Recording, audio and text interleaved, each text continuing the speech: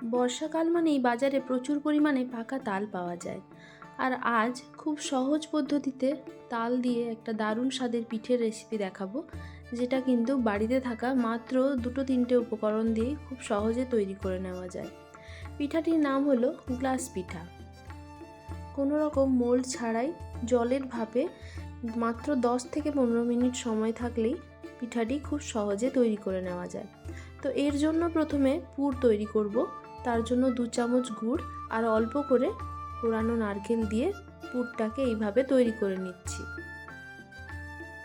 পুর বানানো হয়ে গেলে এখন পিঠের জন্য ব্যাটার রেডি করব। তার জন্য একটা বাটির মধ্যে নিয়ে নিচ্ছি 2 কাপ সুজি। এর সাথে দেব 1 কাপের মতো তালের রস। তালের রসের সাথে কিন্তু আমি কোনোভাবে জল মেশাইনি।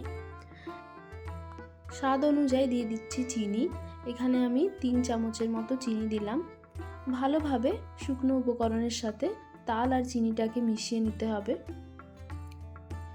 দিয়ে দেব দুধ, অল্প অল্প করে দুধ দিচ্ছি। ভালোভাবে মিশিয়ে নিতে হবে। যেহেতু দুধ দিলে সুজিটা খুব ভালোভাবে ফুলবে, সেই জন্য কিন্তু অল্প অল্প করে দুধ মিশিয়ে ব্যাটারটাকে রেডি করতে হবে।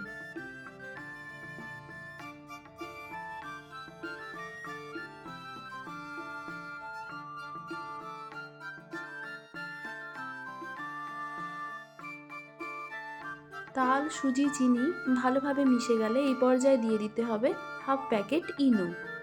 এর জায়গায় আপনারা কিন্তু খাওয়ার সোডা বা বেকিং পাউডার থাকলে সেটাও কিন্তু ব্যবহার করতে পারেন। ভালোভাবে অল্প একটু তালের রস দিয়ে আবারও সব কিছুকে মিশিয়ে নিলাম। এখন পিঠেগুলো ভাপানোর জন্য গ্লাসের মধ্যে ব্যাটার দিয়ে রেডি করতে হবে। তার জন্য যে পুরটা বানিয়ে রেখেছিলাম সেটাকে এইভাবে হাতের সাহায্যে চেপে চেপে রোলের মতো বানিয়ে নিলাম।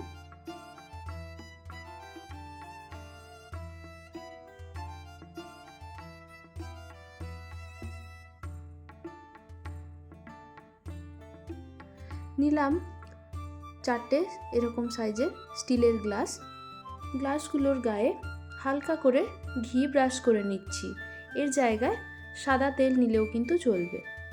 এখন 1 হাতা করে এরকম ব্যাটার দিয়ে মাঝ বরাবর এভাবে পুরটাকে দিয়ে আবারও উপর থেকে ব্যাটার দিয়ে গ্লাসগুলোকে রেডি করে নিচ্ছি।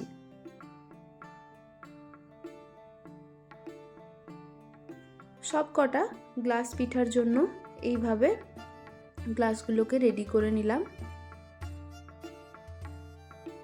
গ্লাস পিঠাগুলোকে এখন ভাপানোর জন্য এরকম একটা স্টিলের ডেকচি নিয়েছি। আপনারা কিন্তু কড়াইয়ের মধ্যেও পিঠেগুলোকে ভাপাতে পারেন, তবে কতটা লম্বা সেটা কিন্তু একটু দেখে নিতে হবে।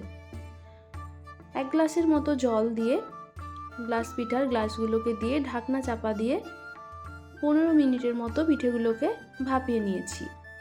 দেখুন খুব সুন্দরভাবেই কিন্তু পিঠেগুলো ফুলে গিয়েছে। এর মানে বুঝতে হবে ভেতর থেকে কিন্তু ভালোভাবেই সেদ্ধ হয়ে গেছে। ওই অবস্থাতেই আরও কিছুক্ষণ রেখে দিয়েছিলাম।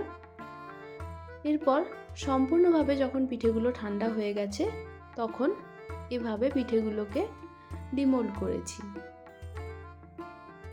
দেখুন প্রত্যেকটা পিঠে খুব সুন্দরভাবে রেডি হয়ে গেছে।